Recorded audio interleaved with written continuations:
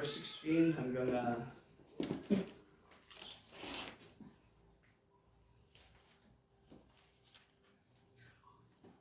verse 14 hanggang verse 17.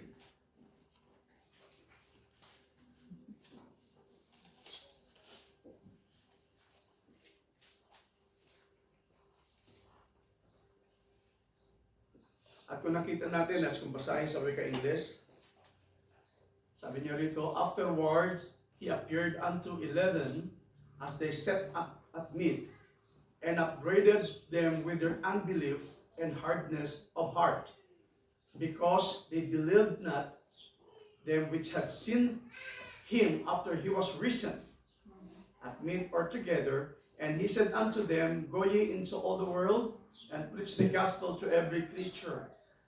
He that believeth and is baptized shall be saved. Amen. But he that believeth not shall be damned. Amen. And these signs shall follow them that believe. In my name shall they cast out devils. They shall speak with new tongues. Amen. Yes. At agad na lamang. At nais kong basahin ito sa Tagalog upang lubusan nating Yes. maunawaan yung mga bawat isa. At ang paksa po natin sa umaga po ito, nais kong makipag-usap sa inyo isang simpleng pangungusap. This is for the benefits of the newcomers. Yes. Sa ating pagtatalakay po dito ay pagtuturo po ang aking gagawin at gusto kong bigyan isang paksa na sasabing the truth about the the truth on water baptism. At nais kong bigyan siya ng subtitle na nagsasabing repentance and remissions of sins. So basahin ko muli sa Tagalog ang sabi niya dito. At pagkatapos siya'y napakita sa 11, samantalang sila'y nangakaupong nagsisikain at pinagwikaan sila sa kawalan nila ng pananampalataya at katigasan ng puso, sapagkat hindi sila nagsipaniwala sa nangakakita sa kanya pagkatapos na siya'y magbangon. Sinabi niya sa kanila, magsiayon kayo sa buong sanglibutan at inyong ipangaral ang ebanghelyo sa lahat ng kinapal. Ang sumampalataya at mabautismuhan ay maliligtas. Yes. Datapwat ang hindi sumasampalataya ay parurusahan. At lalakip ang mga tandang ito sa magsisi panampalataya. Magpapalabas sila ng mga demonyo sa aking pangalan. Magsasalita sila ng mga bagong wika. At sila, sa 17 lang. At ang Panginoon na siya magpala sa ating binasa ngayon, maaari na po kayong makaupo. So, isang magandang umaga sa bawat isa sa atin. Sa umaga pong ito ay labis ang ating kagalakan at katuwaan sa mga bagay na ginagawa ng ating Panginoon Diyos sa bawat isa sa atin. Amen. Though ang mundo ay pagulo ng pagulo, pero yung protection natin sa ating Panginoon ay laging nariyan. So we're so blessed that we are all protected by the blood of the Lamb that was shed on the Mount Calvary. Amen. So salamat sa Diyos sa lahat ng mga bagay na ito. Protektado ang bawat isa sa atin hanggang sa panahon na siya dating upang kunin niya, mananatili tayong protektado sa kamay ng ating na Panginoon. Kagabi habang ako nag-study at tinitignan ko yung mga news sa CNN, nakita ko na ang panahon ay talagang kahit mga unbeliever, talagang nagigitla sila at nagugulat kung ano ang nangyayari sa ating panahon ngayon. Masasabi nila, doon sa lugar ng Europa ay matindi ang kanilang nararanasang init. Kung di ako nagkakamali, umaabot sila ng 45 to 50 degrees Celsius. So napakainit. Marami ang namamatay na itala sa kanila dahil sa init na yun, mahigit ng 200 ang namamatay sa heat stroke dahil sa dahilan ng heat wave. Kung di ako nagkakamali, dahil sa heat wave. So ang kagubatan ay kusang nasusunog dahil sa sobrang init. So marami ang nagiiyakan sa mga tao sa dakong iyon at nasasabi ano ang nangyayari sa ating panahon. They do not recognize what's happening. But thank God, we recognize the day that we're living. It is because God sent us a message. The message recognizing your day and its message. Yes. Na kinakailangan nating makita ang panahon na ating ikinabubuhay sa huling panahong ito. Amen. So, sa ayaw sa gusto natin, ang mundong ito ay pasama ng pasama. Amen. Right? Naglilipang na kung ano yung mga bagay na nagaganap na nisa sa katuparan dito sa ibabaw ng mundo. Nariyan na ang digmaan, awayan. Nariyan na ang mga batang walang respeto sa mga magulang. Nariyan na mga batang nagmamahal sa sanglibutan. Right? Mga batang mga mayayabang. Walang pagmamahal sa ating Panginoon. Mga kabataan na kung saan ay mas gusto nilang mabuhay sa mundong ito. Right? At ang ating panahon, kung titignan natin, ay talagang nasa abnormal condition na ang Laodicea. We cannot deny the fact na itong nangyayari sa ating panahon ngayon. At naisa sa katuparan ang hulat ng banal na kasulatan sa bawat isa. Nariyan na ang lindol, right? Kagabi lamang 2:27 ng madaling araw kung naramdaman ninyo. Ako'y gising na gising sa mga pagkakataon yun. Medyo malakas yung yanig ng lindol. Kaya medyo okay lang, smooth, parang kaya. Pero nung namarinig ko yung bintana, lumalangit-ngit na, sabi ko lindol, sabi ko kay Solani, lumilindol ako sa kanya. So, mga pangyayaring hindi alam ng tao, right, sa mundong ito. Yet, nagpapatuloy sila sa kanilang mga gawang kamunduhan. Pero umiiyak sila, nakakilala sila sa Panginoon kapag dumating pagkakataon na kung saan, on the spot, may malalakas na lindol, on the spot, may mga digmaan na nangyayari, doon sila nakakaalala sa ating Panginoon. Nariyan, naluluhod sila, itataas nila ang kanilang mga kamay. Pero ang nais ng ating Panginoon, yung pagluhod at pagtaas ng kamay, ay yung sinsirong ibinibigay mo ang buhay mo sa ating Panginoon. Hallelujah. Amen. Kung talagang itataas mo ang iyong kamay, you are willing to serve. Hallelujah. You are willing to follow. Kapag in-kneel down mo ang iyong tuhod, ibig sabihin, you are willing to submit yourself to God. Amen. You are willing. Kapag sinabi you are willing, ikaw ay kusang loob na susunod, kusang loob na maglilingkod, kusang loob na ibibigay mo ang iyong sarili sa ating Panginoon. We need to present our bodies, Yeah.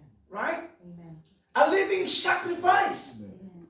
holy and acceptable sa harapan ng ating Panginoon. Yun ang pangaral ni Apostol Pablo sa bawat isa sa atin mula sa Romans chapter 12 verse 1, if I'm not mistaken. Amen. Yeah. So kinakailangan sa panahon na may mga bagay na nararanasan natin, huwag na nating intayin o antayin na yung on the spot na pwede mayat tsaka ka makakakilala sa ating Panginoon. Right? Yes. Hanggat wala pang nangyayari, God will appreciate. Amen? God, or we please God, o malulugod natin ang ating Panginoon Amen. na kung ibibigay natin ang ating buhay sa Diyos. Yes. At sa umagang ito yung mensahe patungkol sa pagbabautismo. Kaya na-mention ko sa inyo, this is for the benefits of the newcomers. At maging mga old-comers ay magbe-benepisyo rin. Amen. Dahil ang banal na kasulatan at ang mensahe na kanyang ibinigay sa bawat isa ay for the benefits for all the believers. Yes. Para sa lahat ng mga mananampalataya, ito ay benepisyo na pinagkaloob ng ating Panginoon Diyos. So I'm happy na sa ating kapatid, Sister Fatima, Yes. siya ay magpapabautismo sa ngalan ng ating Panginoon, and also Sister Upeng Thank you, na Lord. makakasama Thank na you. magpapabautismo sa umagang ito. Amen. After ng ating gawain, tayo ay gaganap ng water baptism. At ang topic natin ngayon, the truth about the water baptism. Amen. Amen? Amen. At ang ating subtitle is repentance and remission of sins. Sin. Kaya na nabanggit at sinabi ng banal na kasulatan, sinabi niya rito, nung nagpakita ang ating Panginoon sa kanyang mga alagad, na kung saan nung bumangon na mula sa kamatayan, ang ating Panginoon, nung siya nag-resurrect, ang kanyang mga alagad ay nag-aabang at ang mga tao ay nag-aantay sa mga narinig nilang pangungusap at pangangaral na sinabi ng ating Panginoon na pagkatapos ng ikatlong araw, right, ay ibabangon ng ating Panginoon ang kanyang tunay na iglesia, Amen. right? Yes. At siya nangungusap after His resurrection. Mhm. Itatayo niya muli ang kanyang iglesia. Hindi ang iglesia na gawa sa anumang material, sa gawa ng anumang bato, sa gawa ng anumang mga bagay, but He's speaking about His church. Amen. The believers. Amen. Ang mga mananampalataya ng kanyang salita, sila yung kanyang iglesia o ang kanyang katawan. Yes. Dahil ang katawang ito ang kanyang bubuuin. Right? At muli niyang itatayo ito. Kapag sinabing itatayo, sila ay ilalagay sa tamang pundasyon. Sila ay ilalagay sa tamang katuruan. Sila ay ilalagay sa tamang salita at pangangaral na binigay ng Diyos sa bawat isa sa atin. Kaya nga muli niyang ibabangon, muli niyang itatayo, right? Muli tatayo ang isang bagong iglesia. Amen. It is not about the Church of God religion. It is not about Iglesia ni Cristo in religion. Do you believe that? It is not about the Roman Catholic. It is not about the Presbyterian Nazarene or whatever. God is speaking about His own church. Yes. Nangungusap ang ating Panginoon patungkol sa kanyang sariling iglesia. Amen. Right? Kaya nga ibinigay sa atin ng kanyang salita upang may pangaral, may pamuhay, panghawakan. Ito ang ating ibihis upang sa panahon na dati tayo walang mga kabanalan, tayo ay papakabanalin ng ating Panginoon. Lumalakad tayo may kabanalan na may pagsunod sa salita at mensahe na ibinigay ng Diyos sa bawat isa sa atin. Paano tayo makakalakad? Paano tayo makakasunod kung walang mensahe ang Diyos? So we need the message of God.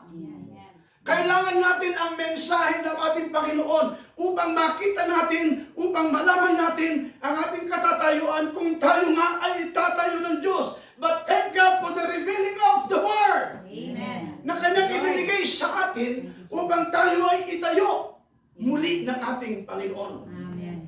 Mula doon sa kredo at dogma ng tao, katuruang walang kabuluhan sa harapan ng Diyos. Yes.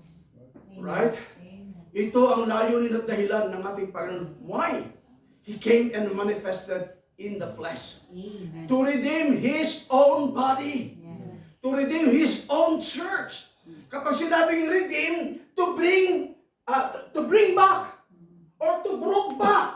Ipapanumbalik, ilalagay. Bakit? Kasi nawala sa tamang kalalagayan. Nawala sa tamang posisyon ang kanyang katawan. The reason why God needs to redeem His own body. Kapag sinabing to redeem His own body, to bring it back again into the rightful position. Amen. Right? Yan ang nais ng Panginoon Diyos sa bawat isa sa atin. Glory. Maaaring medyo lumalalim tayo ng konti dahil sa mga newcomer natin, pero I believe if the Lord ang siya ang nagbibigay sa atin ng kapahayagan, mauunawaan mo Yes. ang mensahe ng ating Panginoon. Thank you, So, Lord. pipilitin ko nga papasok tayo sa ibabaw ng mga pangangaral sa mga bagay na ito upang tayo ay makasunod at makita natin yung pamamaraan ng ating Panginoon kung bakit niya ipinanumbalik, kung bakit niya tinubos, kung bakit niya ibinalik sa tamang posisyon muli ang kanyang katawan. Yes. Amen. Hallelujah! Amen. So sa mga pagkakataong yun, nung naganap at may sakatuparan ang mga pangungusap ng ating Panginoon na kanyang ibinigay ng una pa bago siya mamatay. Inabangan ito ng maraming tao. Even unbelievers, they are waiting for the resurrection Yes. of Jesus Christ. Why? Because they heard the message of resurrection. Amen. Amen? Pero yung mga unbeliever, wala silang pakialam mag-resurrect man siya o hindi. Right? But the believer, they're still waiting. Amen. Right? Bakit? Dahil marami pang proseso na ibibigay at ipagkakalob ang ating Panginoon sa mga mananampalataya sa mga panahon yun at bago sa pamitaas, kinakailangan niyang may bigay ang Great Commission. Yes. Right? Ang dakilang atas o utos Amen. ng ating Panginoon upang gawin ang lahat ng mga bagay na to. Yet, sa mga panahon yun, Nung siya nagpakita, marami pa rin ang nag-aalinlangan. Yes. Sabi ng Panginoon, pinangaralan sila, kinausap niya ang mga alagad. Sabi niya, hanggang ngayon pa ba, narito pa rin ang inyong mga pag-aalinlangan? See? Nagpakita na ako sa inyo, naroon pa rin ang katigasan ng inyong mga puso. Narito pa rin ang inyong mga pag-aalinlangan patungkol sa mga ipinangusap ko sa inyo. See? So, kinakailangan makipag-personal communication ng ating Panginoon. Sa bawat isa sa kanila, it is because God is working individually. Yes. At sinabi ng banal na kasulatan, work out for your own salvation. Right? Maliban na hindi manahan sa iyo ang ating Panginoon, maliban na hindi dumating sa iyo ang salita ng Diyos, paano mo siya maunawaan? Sinabi ng banal na kasulatan, maliban na hindi kayo ilapit. Right? Hindi ko kayo ilapit sa aking Ama. Right? Ay wala kayong malalamang anuman. Right? And that is the word predestination, still shine. Right? Kinakailangan nating makita ang lahat ng mga bagay na ito. Amen. Kapag binigyan tayo ng full understanding ng ating this is not just a full understanding, also the clear understanding. Kapag ibinigay sa atin ng clear understanding, ibig sabihin, nakikita natin ang tahasan. Malinaw na malinaw. Ipinapakita natin ng ating Panginoon ang buong kaunawaan upang maunawaan natin ang kanyang salita at mensahe na ibinigay niya na naka-allocate para sa mga believer na kanyang tatawagin sa panahon ng Laodicea. So thank God, dahil bahagi tayo na inallocate ng ating Panginoon ng kanyang salita, ng kanyang mensahe sa panahon ito.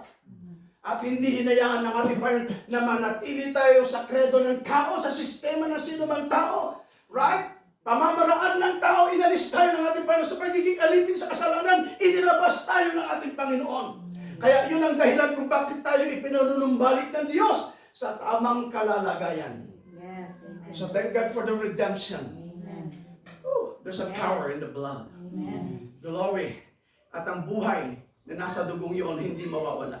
Kaya yung ganda ng awit na inawit nyo noon, the power it will never be loose. Yes. Hindi mawawala. Kundi ito ay mananatiling may bisa. Yes. Right? Epektibo. Amen. Right? Effective Yes. sa bawat mga mananampalataya. Amen. Right? Aanin mo isang bagay kung di naman epektibo sa buhay natin. Yes. Right? So thank God. Yes. May epekto at may bisa ang salita ng ating Panginoon Diyos Yes. sa Amen. bawat isa sa atin. Napakaganda ng mga mensahe na iniwan ng ating Panginoon. Bago tayo dumako sa ating pinaka-subtitle, Repentance and Remissions of Sin, pagpatuloy ko ang mga bagay na binabanggit ng ating Panginoon. Sabi ng Panginoon, hanggang ngayon hindi pa rin kayo naniniwala. Right? Sabi niya rito, afterward, He appeared unto the 11 as they sat at meat and upbraided them with their unbelief and hardness of their heart. So ito ang dahilan kung bakit siya nakikipagtagpo sa kanila upang tanggalin ang katigasan ng kanilang puso. Right? At mawala ang kanilang pag-aalinlangan. Amen? Yes. Dahil kapag ang Diyos mismo ang kumilos sa bawat buhay nila, no wonder, noong ating Panginoon ay nangungusap, karamihan sa kanila at mga iba sa kanila, nararamdaman nila yung power of pulling. Right? Yung kapangyarihan ng paghatak. Right? May paghatak. Kasi nararamdaman nila. Kaya sabi nila, nung siya ay nangungusap, meron para bagang naglalagablab sa aming mga puso.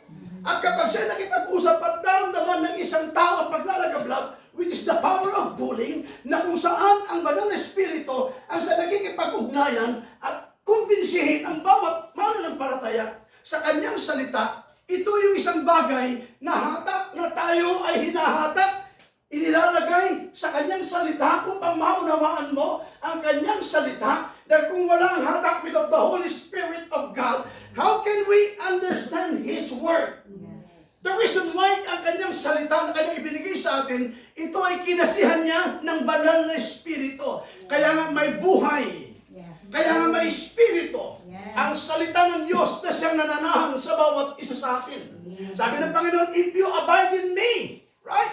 And my words abide in you. So ibig sabihin, nagkaroon tayo ng pagkakaisa. Yes. Right? Nagkaisa, ikaw naman ang palataya, inilagay ka niya sa kanyang salita, at nagipagkaisa ang salita sa iyo, nagkaroon kayo ng isang mahigpit at malalim na ugnayan at relasyon sa ating Panginoon. Sabi niya, kung ang salita ko'y nasa sa inyo, walang dahilan upang kayo ay mag-alinlangan. Kapag ang salita ko'y nasa sa inyo, ibig sabihin kapag ako'y nasa sa inyo, walang dahilan upang magkaroon kayo ng katigasan sa mga puso ninyo. Ngunit kapag ang salita ko'y nasa inyo at ako'y nasa inyo, mawawalang katigasan ng ulo at papalitan ng Diyos ang pusong malabato sa isang malalamang puso ang kanyang ibibigay upang makasampalataya tayo, makasunod, makapamuhay sa kanyang salita. Amen. Can we say amen? Amen. Hallelujah. Thank God for His Word. Yes. Hallelujah. Kaya nung nakipag-ugnayan na ang ating Panginoon, patuloy niya nga isinasalansan ang kanyang mensahe sa kanyang mga alagad. Kinakailangan makasampalataya sila ng kabuuan. Kinakailangan makapaghayo sila ng walang pag-aalinlangan. Dahil kung sila ay maghahayo at mangangaral na may pag-aalinlangan, sino ang maniniwala? Right? Yes. Sino ang sasampalataya? Sino ang susunod? Right? Kaya doon inilalalim ng ating Panginoon ang kanyang salita at ang kanyang atas na kapag sila ay lumakad at gumanap ng mga bagay nito, sila ay gaganap. Right? Ng lubos at sila ay tatalima ng lubos mula sa kanilang puso. Gagawin nila ang lahat ng mga bagay nito dahil sila ay sumampalataya. Hindi ka makakagawa ng mga bagay na ito maliban hindi ka sumampalataya. Hindi ka magdidesisyon ng isang bautismo. Right? Maliban na hindi ka sasampalataya. Hindi mo tatanggapin ang bautismo na hindi mo nauunawaan ang salita ng ating Panginoon. Kaya nga ibinibigay niya ang kanyang salita na ipapangaral sa bawat isa sa atin ng kanyang salita in order for us to believe and follow His Word. Kung kayo ay tatanggap ng bautismo, that is only a sign of your believing. Yan ay isang tanda lamang ng inyong pagsampalataya. Saan? Sa Word. Yes. Believing of His Word. Amen. Yung pagsampalataya sa kanyang salita. Dahil hindi mo gagawin ang lahat ng mga bagay na ito kung hindi ka sasampalataya. Ngunit kung tayo ay magiging gaya-gaya lamang at magpapabautismo na wala sa puso natin at hindi natin maunawaan, for a while, pwede kayong makapakinig, pwede kayong magsakripisyo for a while, pero hindi kayo tatagal. Hindi kayo mananatili. Pero kung ikaw ay tinalaga ng Diyos na manatili ka sa Kanya, Thank you, God. right? Ano man ang sufferings, ano man ang pagdurusa, ano man ang pagsubok, after you followed Him, right? Merong kagalakan. Amen? Amen. Mayroong gain. Hallelujah. Hallelujah! Sa Tagalog, may pakinabang. Yes. Dahil sa iyong pagsampalataya sa Kanyang salita. Amen. So, nung nakipag-ugnayan na ang ating Panginoon Diyos sa bawat Kanyang mga alagad, hindi niya iiwanan ang Kanyang atas nito maliban na walang lalakad. Maliban na walang gaganap. See? Hindi niya ibibigay ang salitang ito maliban na walang manghahawakan.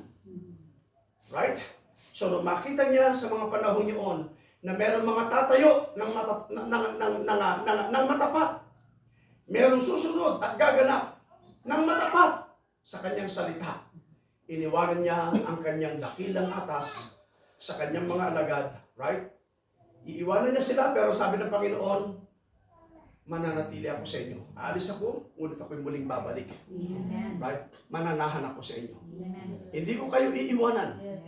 Hindi ko kayo pababayaan. Thank you, Lord. Sabihin ninyo, ano man nais ninyo, mangyayari. Ano man ang pangailangan ng bawat isa, ito'y pagkakaloob ng ating Panginoon Diyos. Sa bawat, na hindi lamang sa kanila, even today, for the believers, ay ibibigay ng ating Panginoon. Kaya nga, pagdating sa verse 20, sabi niya, "And he said unto them, Go ye into all the world." Yung salitang go ye into all the world, humayo kayo sa buong sanglibutan. And preach the gospel to every creature. At ipangaral nyo ang ebanghelyo. Right? Sa sangkatauhan. Right? Glory. Amen. He that believeth and is baptized shall be saved. Yes. Sa 16, sino man ang sumampalataya at mabautismuhan, siya ay maliligtas. Amen. So malaking bagay, right? O it is a part of requirements for the believers. Do you believe that? Ang pagsampalataya at pagbautismo at tanggapin ang bautismo sa ngalan ng ating Panginoong Jesucristo. Dahil sinabi ni Apostol Pedro, kayo ay magsisi sa Acts 2:38. And Peter said unto them, repent and be baptized in the name of the Lord Jesus Christ. Or in the name of Jesus Christ. Right? Yan ang sinabi ng ating kapatid sa Apostol Pablo. Yamang sa Great Commission, ang sabi ng Panginoon, sila, sa 28:19 ng Matthew, sila ay bautismo nyo sa lahat ng mga sasampalataya, sa lahat ng mga kasunod, bautismo nyo sila sa pangalan ng Ama, Anak, at ng Espiritu Santo. So, ang ating Panginoon mismo, ibinigay niya ang isang tamang pangungusap, tamang atas, tamang utos sa kanyang mga alagad. Dahil ibinibigay niya ang pangalan, hindi mga pangalan, ha? Dahil ang salitang Ama, it is not a name.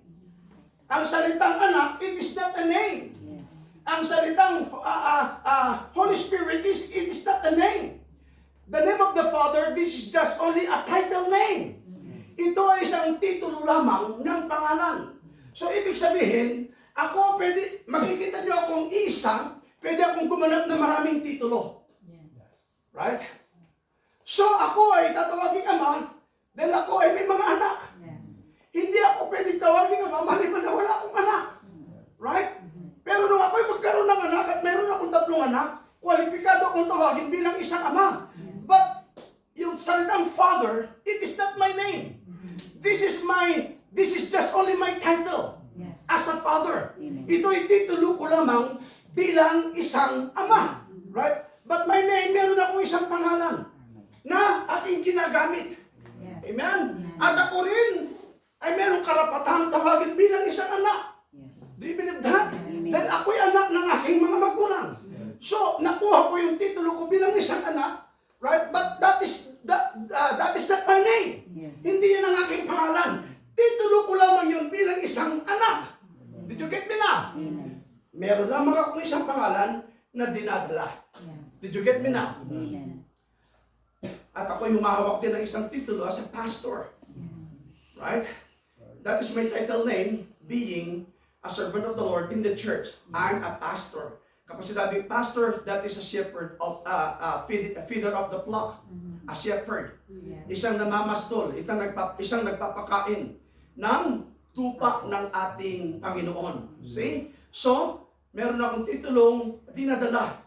Ano yun? Bilang isang pastor ng iglesia ito. Pero hindi yun ang aking pangalan dahil maraming mga humahawak at nagdadala ng titulong pastor. Pero kung tawagin ninyo, mahirap naman siya, pastor, sino ba pastor na tinatawag? Right? Merong pangalan na ibinigay. Kaya nga, yung pangalan ko ang ibinigay, that is only my name. Right? So, water baptism is a basic requirement to a Christian salvation. Kapag sinabing basic requirement, ito ay mahalagang pangangailangan. Right? Kasi yung salitang basic sa Tagalog, ang ibig sabihin niyan is mahalaga. Right? Pwede mo rin gamitin ang salitang batayan. Paano natin magamit ang salitang basic sa salitang mahalaga? Ano ba salitang mahalaga? Bigyan ko yung example. Kapag sinabi, that is a basic things. Kapag tinagalog mo yun, yan ay mga mahalagang bagay. Right? Kaya, kukunin ko yung isa sa mga kahulugan ng salitang basic, yung mahalaga. Dahil maraming kahulugan ito sa wikang Tagalog, kung titignan po natin. Pero depende ito sa paggamit mo kung saang pangungusap mo pwedeng gamitin. See? So yung salitang basic o mahalaga at yung salitang requirements naman, ang kahulugan ng salitang requirement ay pangangailangan. Let's say, sabi natin, kapag ikaw ay nag-apply ng trabaho, may mga requirements kang ipapasa. At may mga requirements silang hihingin para sa iyo. So yung requirements na yon, ito yung salitang kinakailangan. Na kailangan ng company na iyong ipapasa para sa kanila.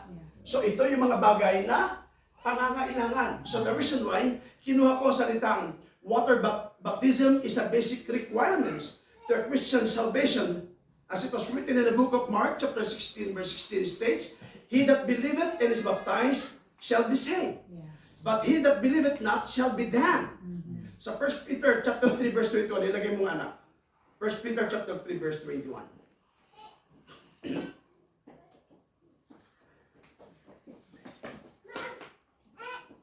Now, sinabi niya rito sa 1 Peter 3:21, the like figure whereunto even baptism that also now save us, not the putting away of the filth of the flesh, but the answer of a good conscience toward God by the resurrection of Jesus Christ. Mas maganda at ilagay, basahin ko para nakakasunod tayo ng lubusan sa Tagalog po. Ayan.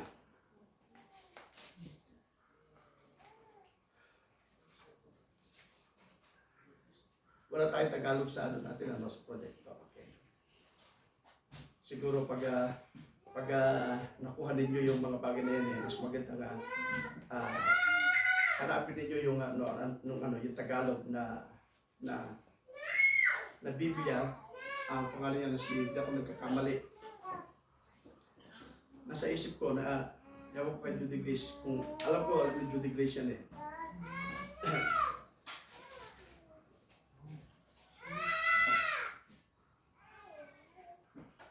Yung tiklop, yung sa Bible yon. Pero meron pangalang Biblia na makuha ninyo yung English tapos meron siyang Tagalog. Napakahalaga yon, napakaganda. Dahil doon lamang po minsan bumabase dahil ang inyong lingkod ay konti lang kakayanan pagdating sa mga kalaman na bagay na yun. Ang laki po na naitutulong. Yes.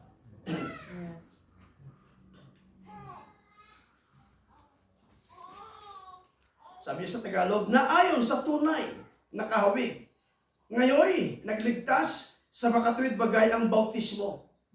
Hindi sa pag-aalis ng karumihan ng laman, kundi sa paghiling ng isang mabuting budhi sa Diyos sa pamagitan ng pagkabuhay na maguli ni Jesucristo. Kaya ginamit natin yung word na baptism is a basic requirement. Isang mahalagang bagay o isang mga bagay na kailangan natin gawin ang mga bagay na ito. The reason why I use the word water baptism is a basic requirement to a Christian salvation. Mark 16 verse 16 state that he that believeth and is baptized shall be saved. But he that believeth not shall be damned. Hayaan niyo akong magbasa ng ng wikang banyaga at mamaya ay isasalin po natin sa Tagalog sa mga mabababaw na salin. Also, reach the like figure whereunto even baptism that also now saved us, not the putting away of the filth of the flesh, but the answer of a good conscience toward God by the resurrection of Jesus Christ. Alam ba ninyo, maging sa Biblia, kung titignan po natin sa ating panahon ngayon kapag binanggit natin ang kasulatan patungkol sa bautismo, it is a series of questions usually arise in water baptism. Yan ay nagaganap. That is common na pinag-uusapan at pinagtatalunan ang lahat ng mga bagay na ito. But thank God for the revelation. Dahil binigyan tayo ng kapahayagan upang makasunod sa mga bagay na ito. And without the revelation, how can we understand? Paano natin mauunawaan ang lahat ng mga bagay na ito? Kung ang isang tao ay babase lamang sa pinag-aralan ng isang tao at iyon ang kanyang susundin ayon sa pangangaral na kanilang pinag-aralan. Right? Sabi na natin Bible school. Right? Kung ano yung kanilang aral sa mga bagay na kanilang ibinibigay at itinuturo sa kanilang mga estudyante. See? But the Bible tells us that we need to search. We need to read. Ang Biblia nagtuturo sa bawat isa sa atin na kailangan tayong sumaliksik. Kailangan tayong magbasa. Pero may mga churches sa ating panahon ngayon na pinagbabawalan ng kanilang membro na magbasa ng Biblia. Pero ang Biblia nagtuturo sa atin, kinakailangan tayong magbasa. Kinakailangan tayong sumuri. Paano natin malalaman kung hindi tayo sumasaliksik? Right? Paano natin makikita ang katotohanan kung hindi tayo sumasaliksik?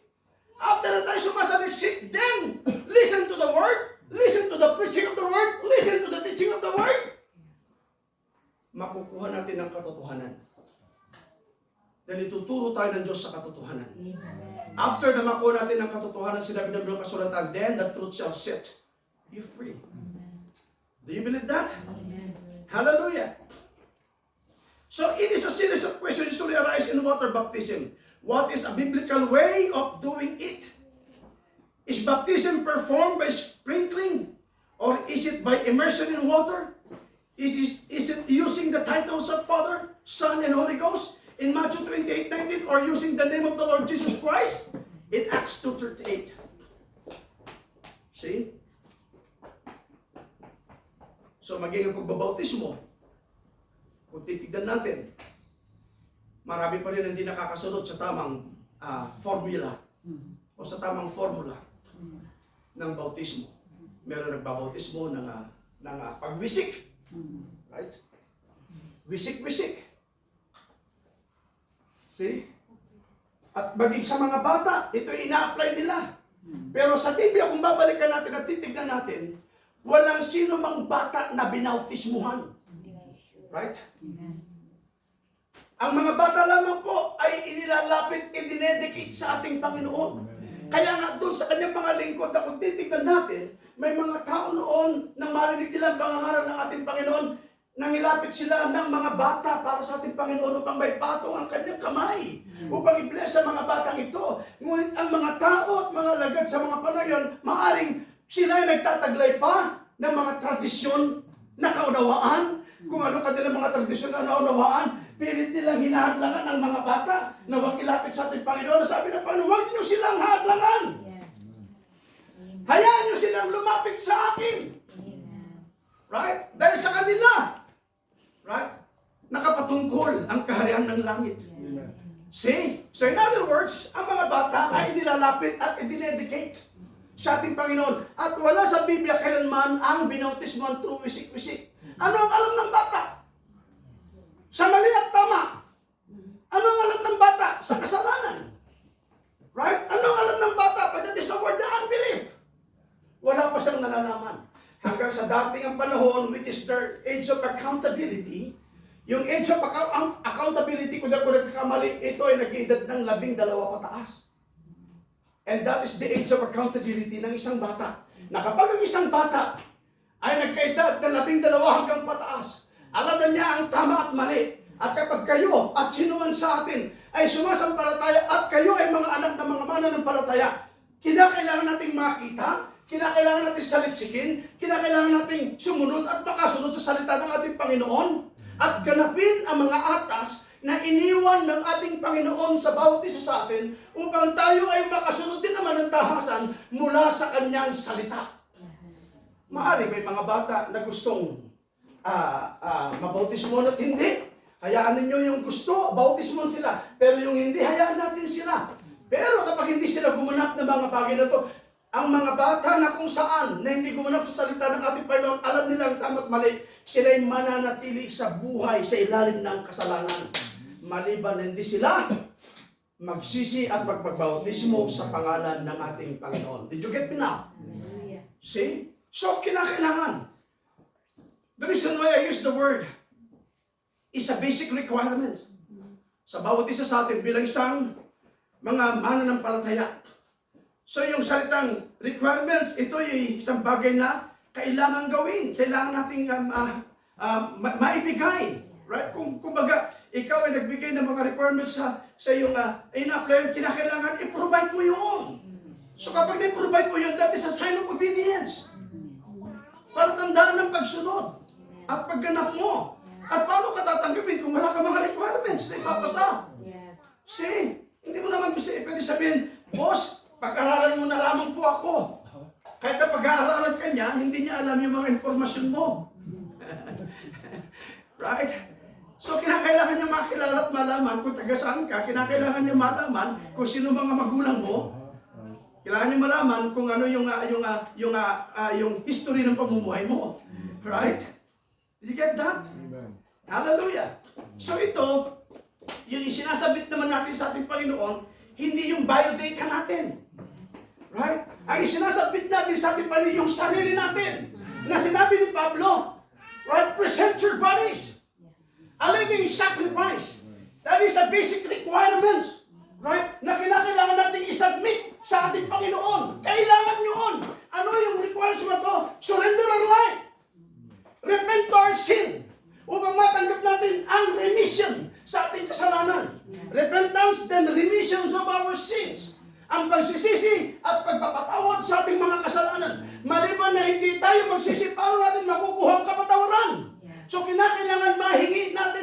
Panginoon ang ating mga kasalanan. Ano ba yung mga kasalanan natin? Yung hindi pagsunod sa salita ng ating Panginoon. Right? Yung hindi paglakad. Right? Hindi pagtanggap. Hindi pagsampalataya saan? Sa Word of God. Because we all know that sin is unbelief. Unbelief to the Word of God. So doon ka kukunin ng ating Panginoon. Kapag naibigay mo ang basic requirements for being a believer. Repent, then baptize. Right? In the name of the Lord Jesus Christ. Upang matanggap natin ang remission. Ano? Yung kapatawaran sa ating kasalanan. At makakamit natin ang lahat ng mga bagay na ito. At pagkatapos na maganap natin ang lahat ng mga bagay na ito, meron isang samsam na nag-aantay sa bawat isa sa atin. Right? The gift of the Holy Spirit. What is the gift of the Holy Spirit? Eternal life. Amen. Hallelujah. Para natin makukuha ang buhay na walang kung di tayo sumusunod. Right? So napakalagang bagay. Ang mga bagay na ito, hindi sapat lamang yung, meron naman akong reliyon, meron naman ako gato. Yung mga iba, hanggang sa paghawak na lamang nila kung ano ang kanilang reliyon. But in reality, hindi nila maunawaan ang salita ng Diyos. Right? Dahil ang reliyon, hindi ito magdadala sa atin, sa ating Panginoon. It is not. It is God alone ang nangusap sa bawat isa sa atin. I am the way, the truth, and the life. No man cometh to the Father, but by me. Sa Kanya lamang natin makukuha ang tamang daan, ang tamang buhay sa bawat isa sa atin. So, ito yung mga basic requirements ng bawat isa sa atin. Glory to God, mga mahalaga na pangangailangan. So that's why in Luke chapter 24 verse 27, Daisy, babasahin ko ito, the reason why. Binigyan ko ng subtitle, Repentance and Remissions of Sins. Glory.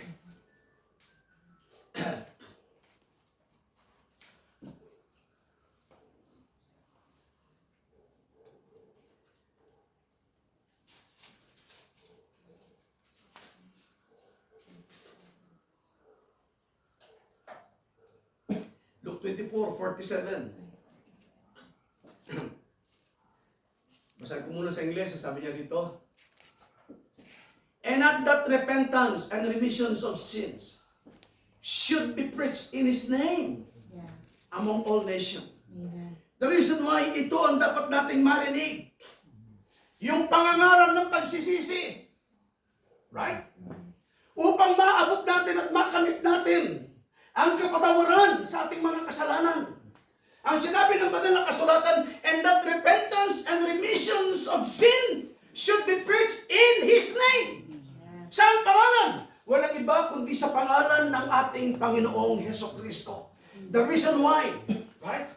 Mayroon mga tumatayong mga mangangaral upang ipangaral ang mensahe at salita ng ating Panginoon. The reason why, may mga tumatayong mga manunuro upang ituro ang mensahe ng ating Panginoon at ang Kanyang salita upang maabot at marinig ng mga taong sasampalataya. Dahil kapag hindi nila marinig at hindi maabot ang mga bagay nito, paano makakarating sa kanila maliban hindi nila marinig ang pangangaral at pagtuturo?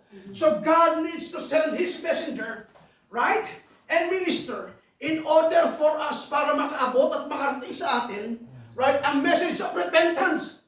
Ang message of remissions para sa kapapatawad ng ating kasalanan. At ang lahat ng mga bagay nito ay nakapasailalim sa ngalan lamang ng ating Panginoong Hesukristo. Sabi niya, and that repentance and remissions of sins should be preached in His name among all nations, beginning at Jerusalem. Yes.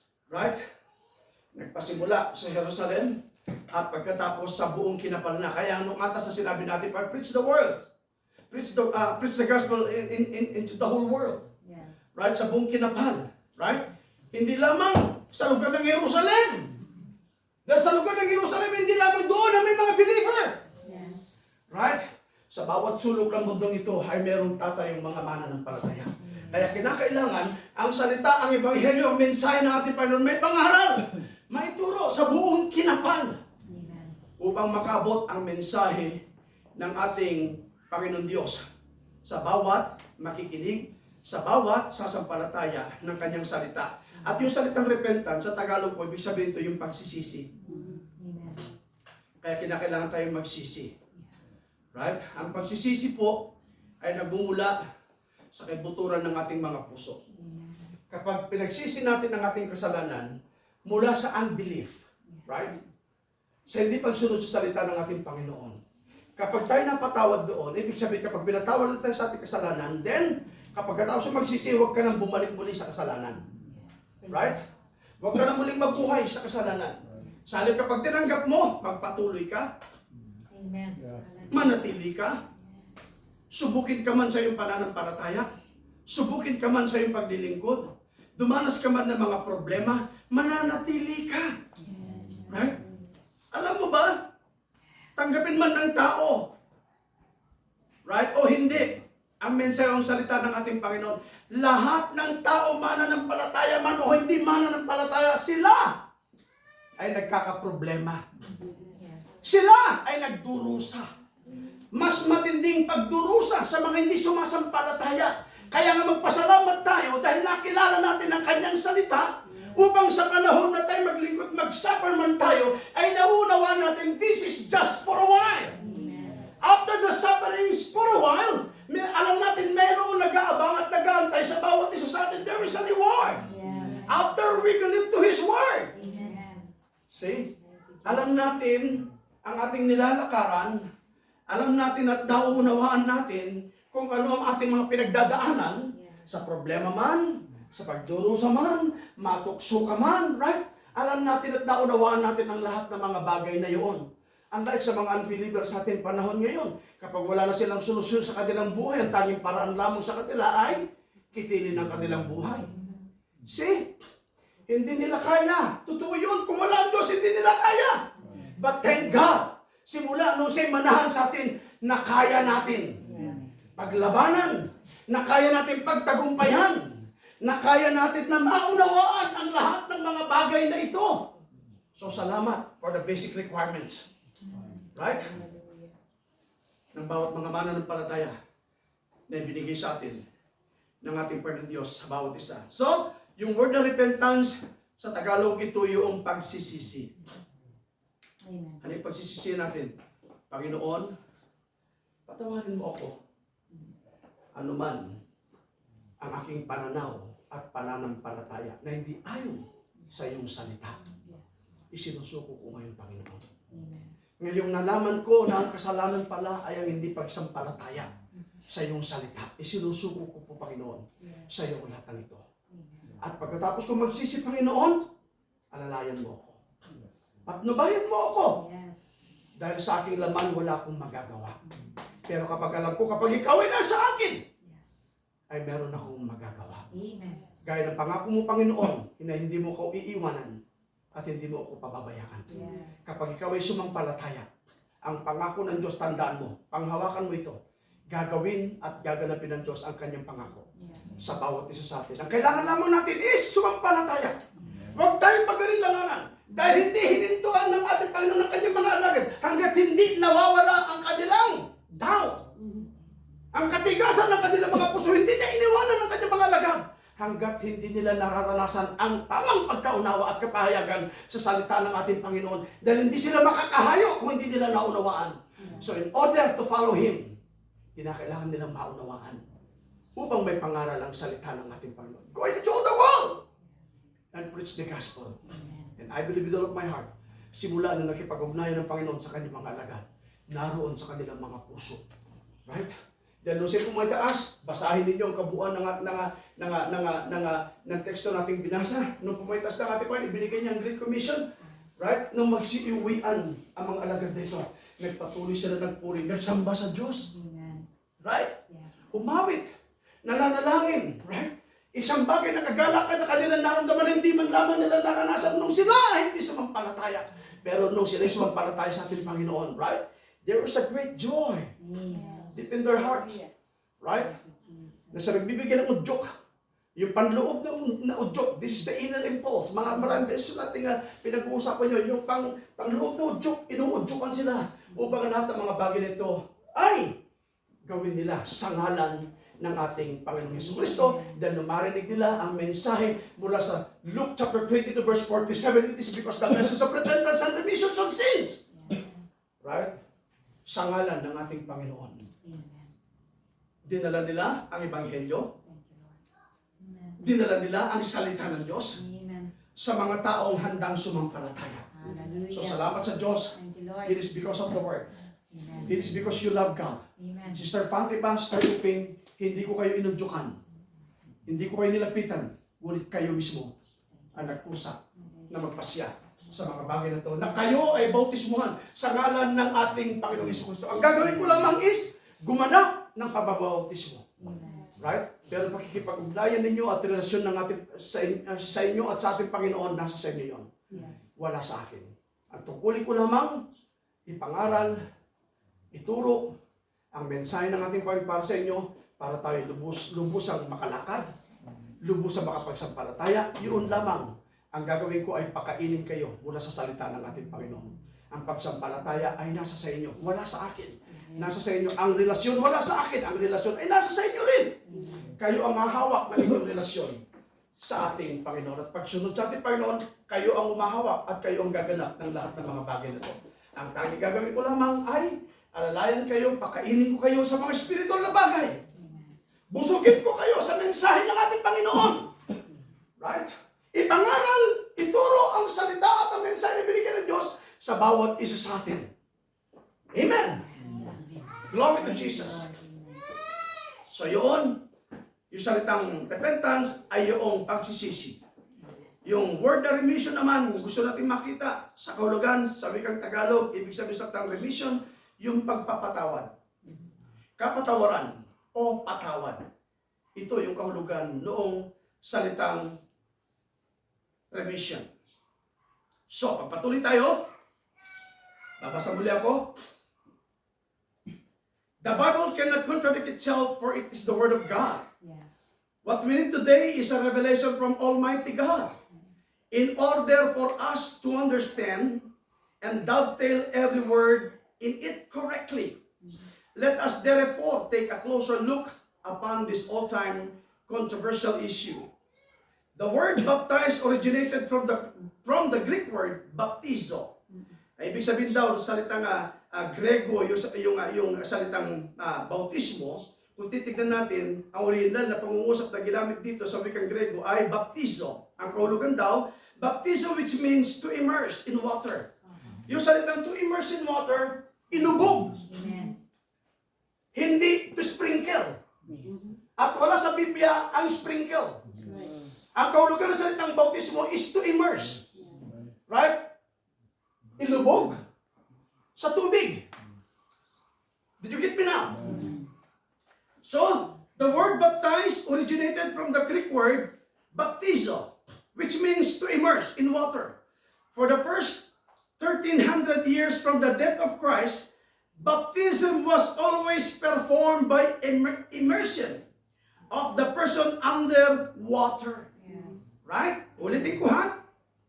For the first 1300 years from the death of Christ, nagpatuloy yung mga alagad. Kasi ito yung atas eh. Ito yung ibinigay ng ating Panginoon na ipagpatuloy yung gawin ang lahat ng mga bagay nito. Ito yung mga aral ng mga apostol na kanilang itinuturo at ipinapangaral sa mga tao na sasampalataya at makalapit sa ating Panginoon. Kaya sabi niya rito, for the first 1300 years from the death of Christ, baptism was always performed by immersion of the person underwater. That is Acts 8:39. Lagay mo Daisy, Acts 8:39. At babasahin ko dito para nakikita ninyo. Acts 8:39 state this, and they went both down into the water, both Philip and the eunuch, and he baptized him. Right? Nakuha mo? Andiyan na? 39. And when they were come up out of the water, the Spirit of the Lord caught away Philip, that the eunuch saw him no more, and he went on his way rejoicing. Patuloy ko. It is therefore evident from this very scripture that water baptism was originally performed by immersion. Yung paglulubog of the individual person under water. In Matthew 28:19, sulit mo na lang ako para di ako medyo nalilito. In Matthew 28:19, we can read Jesus' great commission unto his disciples saying, "Go ye therefore and teach all nations, baptizing them in the name of the Father." Tignan natin dito yung salitang baptizing them in the name. Kapag sinabing name, that is singular. Wala siyang apostrophe S. Nakuha niyo doon? Wala siyang S. Wala siyang S, I mean. Wala siyang S. Your name is singular. Baptizing them in the name of the Father and of the Son and of the Holy Ghost. Now, Jesus Christ, the author and the finisher of our faith, never told us to baptize in the names, right? But in the name. That is singular. The clue here is to find what name the Father, the Son, and the Holy Ghost possess. Take note that the word Father is not a name. That is what I mentioned to you a while ago. The Father is not a name. Son is not a name either. Neither is the Holy Ghost a name. These are but titles of the one true God. Ito lamang daw po ay mga titulo ng iisang Diyos. Ano yung kanyang mga daladalang titulo? Ama, Anak, at Espiritu Santo. Kung titignan natin, ang Diyos, babalikan natin ang Biblia from Old Testament ay makikita natin, marami siyang mga titulong dinala. Tinawag pa rin siyang Prince of Peace. Right? The Almighty. Right? At tinawag siyang Jehovah. Right? Jehovah Rapha. Jehovah Shammah. Jehovah Jireh. Right? Marami sa mga titulong dala-dala. Ngunit meron lamang iisang pangalan mula sa ilalim ng langit na pinagkaloob sa bawat isa atin na dapat nating sampalatayanan. At yan ay walang iba kundi ang ating Panginoong Jesucristo. Glory. Father is not a name. Son is not a name either. Neither is the Holy Ghost a name. These are but titles of the one true God. If we trace God's name back in the Old Testament, we will find that God the Father was always called the Lord. Right? At kung titignan natin, ito yung ginagamit sa banal na kasulatan. Kung titignan natin sa salin ng Tagalog at kapag sinalin ng Lord, tinatawag itong Jehovah. Right? Amen? And Jehovah means Lord. Hindi ito ang kanyang pangalan. Right? This is just only a titles. Amen? Ang Panginoon, ang Panginoon. Kapag sinabing Lord, ang Panginoon. At kapag sinabing Jehovah means Lord. Ang Panginoon. He is our Lord. Right? He is our Lord. He is our God. Hallelujah. Amen. If we trace God's name back in the Old Testament, we will find that God the Father was always called the Lord. Capital L-O-R-D. Lord. In the New Testament, we find that Jesus was the name given to the Son of God. In this our age, the dispensation of grace, when the Holy Ghost was given, since the day of Pentecost, He is called the Christ, or the anointing of God. Because the word Christ means anointing, or anointed ones. Right? And Christ is the anointing of God. We can now therefore conclude from this basis that the titles of the Father, Son, and Holy Ghost refer to only one compound name, which is the only name which was given on earth, whereby men must be saved. Acts 4:12. And that name is nothing else but the name of the Lord Jesus Christ, the complete name of God. So do you believe, nung ito ay isugo ng ating Panginoon ng kanyang mga alagad, do you believe that the apostle had a right revelation? Amen? Do you believe that the apostle has a right or correct revelation? Na binigay ng ating Panginoon? Dahil hindi sila susunod. Hindi sila gagawa. Maliban na wala silang tamang kapahayagan at kaunawaan upang ipangaral, ipangusap, ituro ang salita ng ating Panginoon sa mga panahong iyon. Right? So the reason why naroon sila pinatubayan. Sila'y puspos ng banal na Espiritu. Sila'y pinangunahan ng banal na Espiritu just to preach the gospel in every creature, not only to Jerusalem, but the whole world. Ay kinakailangan mapaabot ang mensahe ng ating Panginoon. At nung dumating ang salita at ang mensahe ng ating Panginoon, maging dito sa buwa, isa si Sister Fatima na nag-decide na magpabautismo sa pangalan ng ating Panginoon. Sino ang magsasabi na Sister Openg na taga-Bigan at dito makakarinig salita ng ating Panginoon at mag-desisyon ng bautismo sa pangalan ng ating Panginoon Jesucristo? That is the power and anointing of God na darating sa bawat isa sa atin once you believe to His Word. Right? Naroon ang paglapit, pakikipagkaisa ng ating Panginoon upang kayo ay kasihan ng Santong Espiritu. Since you believe, kayo ay patuloy na pinapatnubayan at iingatan ng ating Panginoon. Did you follow me now? Now, as I mentioned to you a while ago, the apostles had the right and correct revelation. The reason why they followed Christ's commission. God's commission, which is the Great Commission. Bago siya pumaytaas, ibinigay niya ang atas na ito upang gampanan ang lahat ng mga bagay na ito. See, sa tingin ba ninyo, ipapangaral at ituturo ni Apostol Pedro ang salitang, magsisi kayo at magpabautismo sa pangalan ni Jesucristo. Right?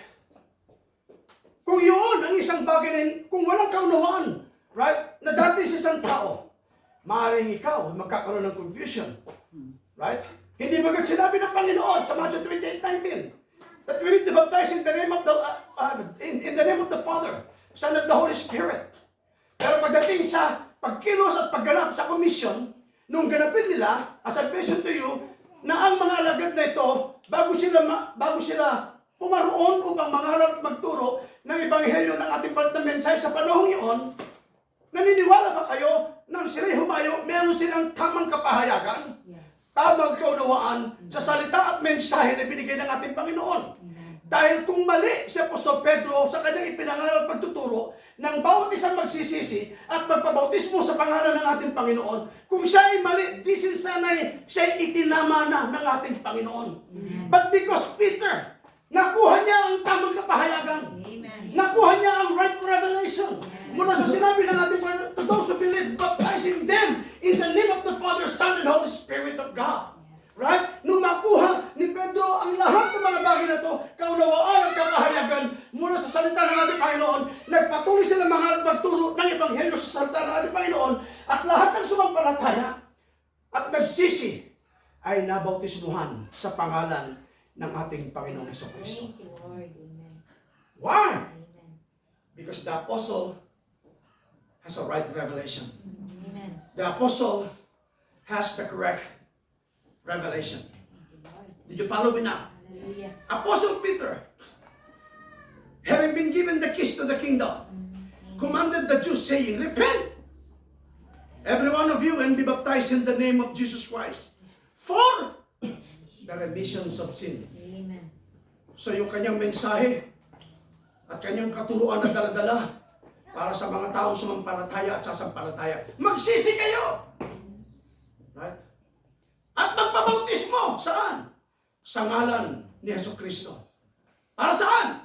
Para sa ikapapatawad. That is the word remission means, ikapapatawad. Ang kahulugan sa Tagalog, ikapapatawad upang tayo mapatawad sa ating kasalanan. Dahil kung hindi mo ginanap ang lahat ng mga bagay na ito, paano tayo mapapatawad kung hindi tayo magsisisi? Right? Hanggat ang tao nananatili sa kasalanan, hanggat ang tao hindi nagsisisi sa kanyang kasalanan, hanggat ang tao ay hindi sumusunod sa mensahe ng ating Panginoon, tignan natin, nabagin ko kanina, this is just a basic requirements for the believer. Right? Ito lamang ang dapat natin i-submit sa Diyos. Ibigay natin sa ating Panginoon, hindi magawa. Huwag kang aasa ng buhay na walang hanggan. Huwag kang aasa ng kaligtasan. Huwag kang aasa ng kapatawaran kapag hindi tayo sumunod at kapag hindi tayo nakasunod sa salita ng Diyos. We need to follow. We need to obey. We need to live the Word of God. Hallelujah. Kailangan nating sumunod. Kailangan nating ipamuhay.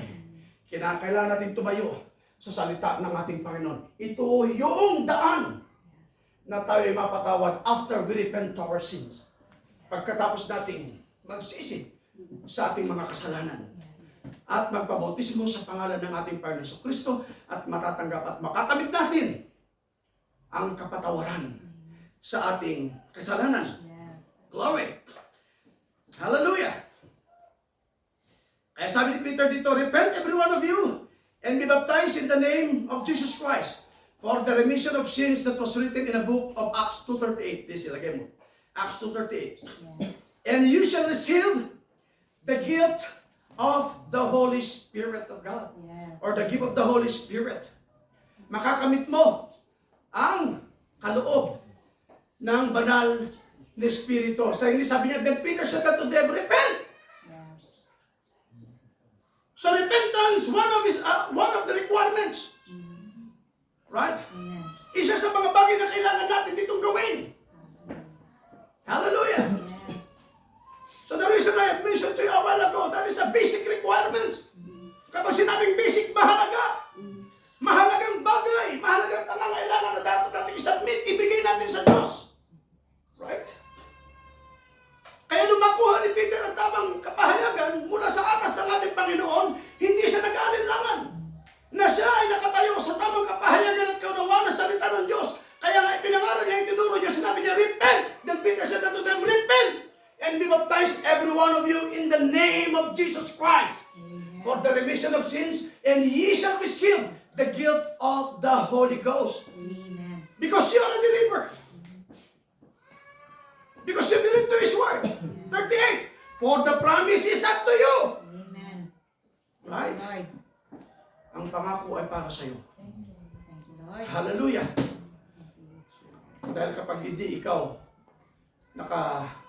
nakapatungkol ang tamang pagtatalaga nito, hindi ka makakagawa. Yung sinabi Sir Shen kanina, right? Maaari hindi niya maunawa ng salitang predestination. Dahil para baga napakalalim po sa kanyang paningin ng mga bagay nito.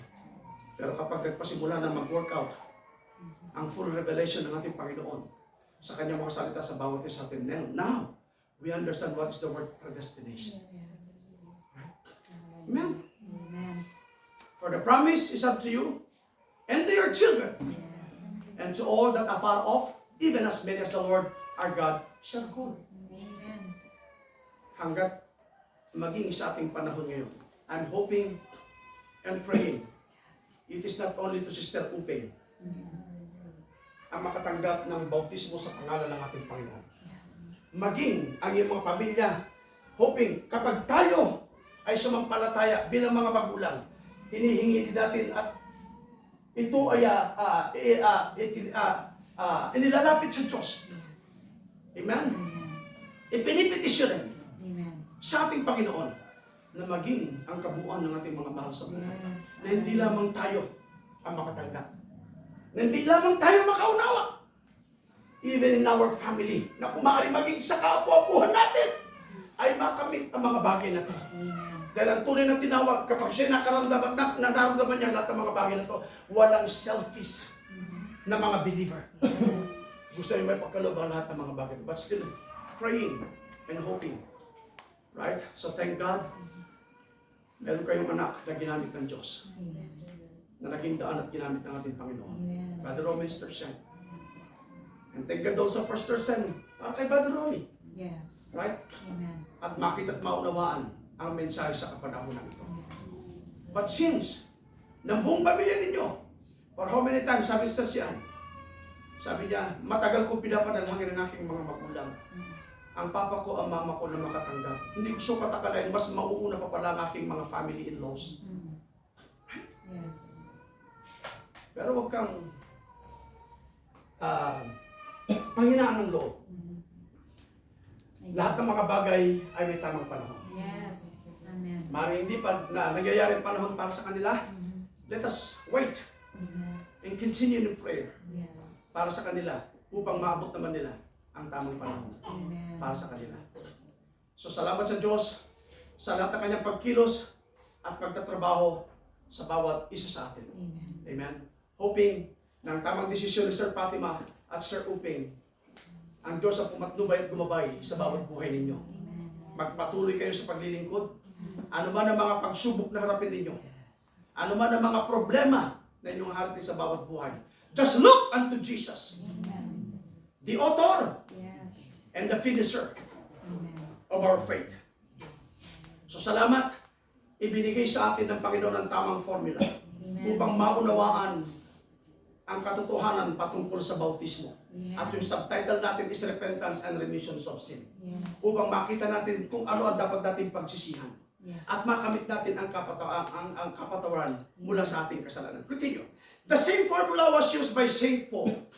Paul himself rebaptized the disciples of John the Baptist in Acts chapter 19 verse 1-5. In this manner, kasi dumating sa kanilang mensahe sa panahon yun, dahil marami mga mananampalataya sa panahon noon ay nabautismuhan sa pagsisisi. That is we call a baptism of repentance.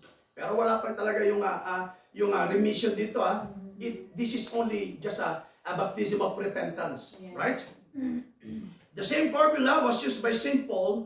Paul himself rebaptized the disciples of John the Baptist, Acts 19 verse 1 and 5, in the same manner, saying, have you received the Holy Ghost since you believe? Natural, wala silang karanasan para sila magkaroon ng karanasan patungkol sa Espiritu Santo. Right? Amen? So sabi nila dito, they said, we know not whether they be any Holy Ghost. Paul said, how was you baptized? They said, we've been baptized unto John.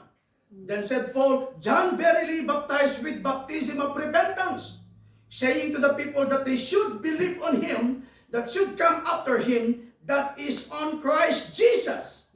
When they heard this, they were baptized in the name of the Lord Jesus. Nung marinig nila ito, sila nagkaroon ng conviction, sila sumampalataya at gumanap upang tanggapin ang rebaptism. Saan? Sa ngalan ng ating Panginoong Hesukristo. Muli kong ulitin, isa lamang ang tamang bautismo na binigay sa atin, ang Scripture is to baptize in the name of the Lord Jesus Christ.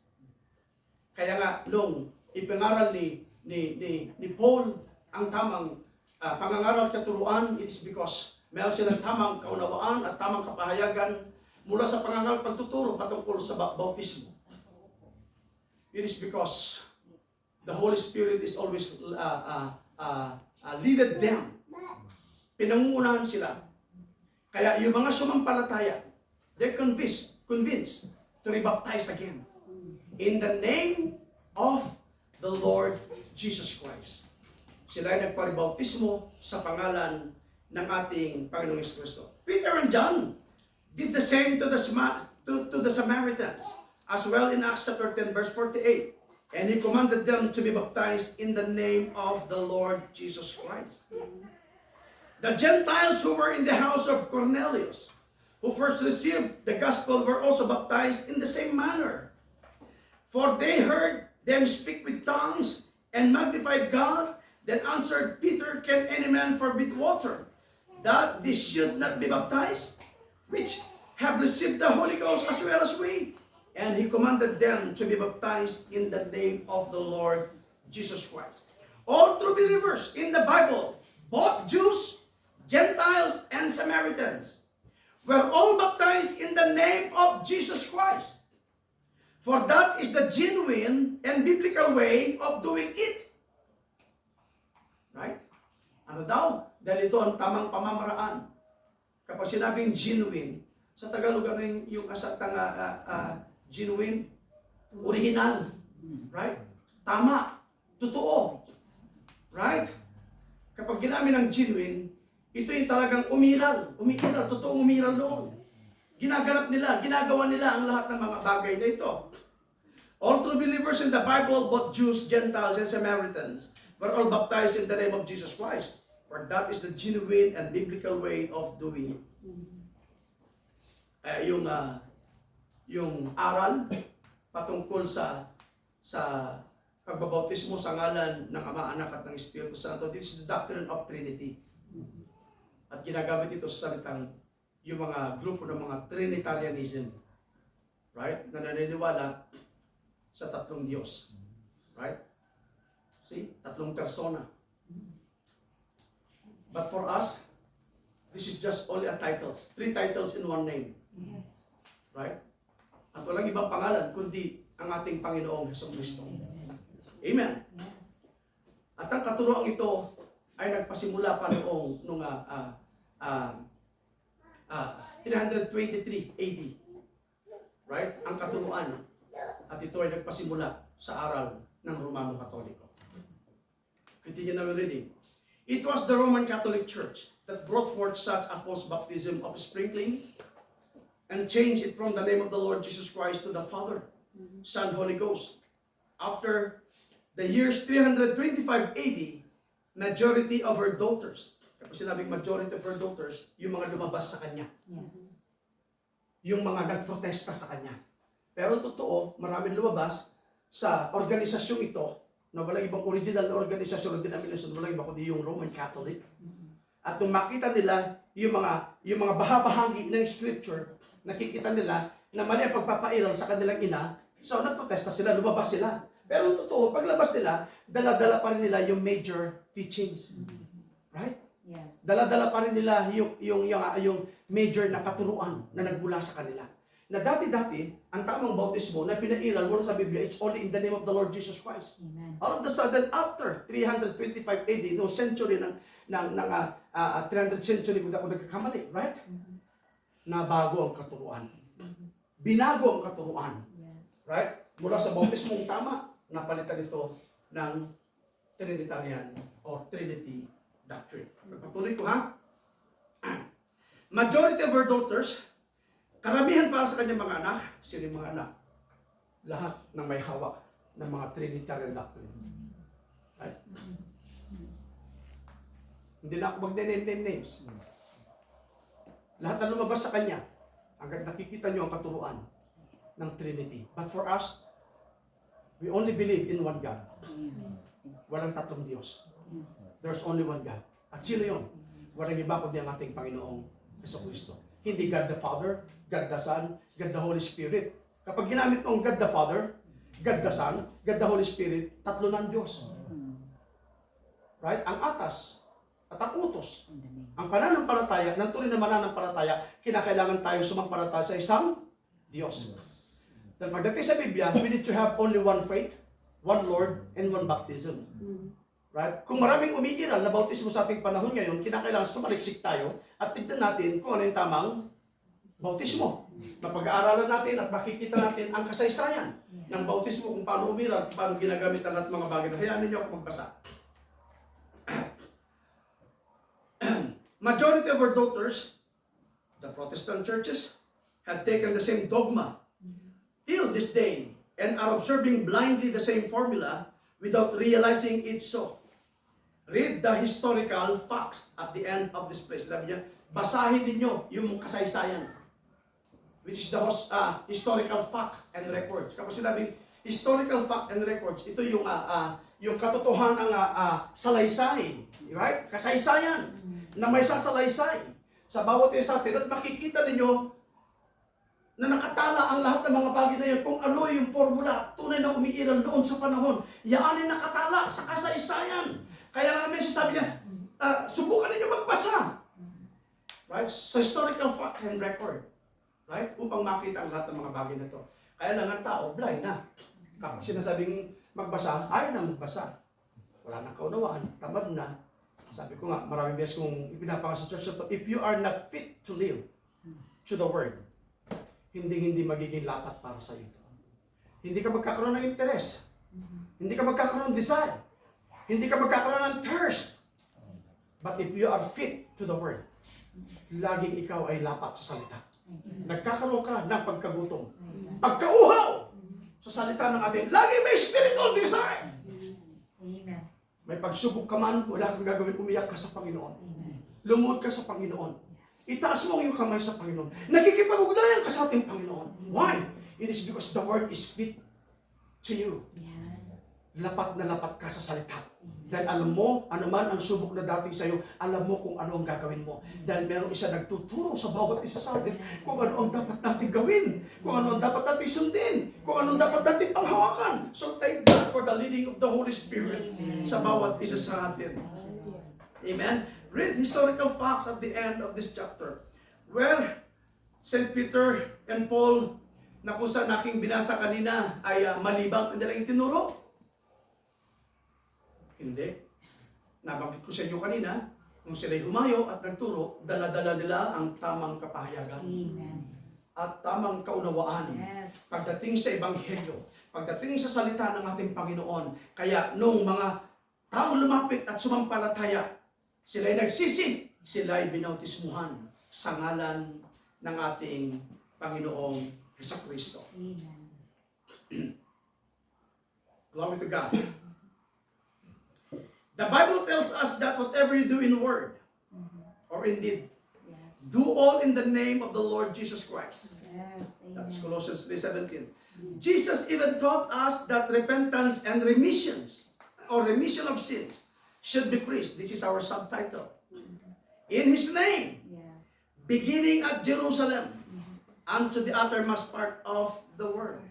Yan ang binasa natin kanina sa Luke 24:47. Kahit hindi mo nilagay ito dahil nabasa natin kanina. Sir Daisy. So sabi niya, Jesus even taught us that repentance and remissions of sin should be preached. Amen. Until now, kinakailangang ipangaral pa. Amen. Ituro hanggat may tinatawag ang Diyos. Hallelujah. So salamat, it's not yet late Yes. for Sister Fatima, Sister Uping, Amen. upang dumating sa inyo ang pagtawag ng ating Panginoon. Amen. Because God is still calling. Amen. Thank you, Lord. His word is still shouting. Yes. May papangaral na ituturo sa bawat isa sa atin. Salamat at hindi tayo nilagpasan ng salita at mensahe ng Diyos sa bawat isa sa atin. Right?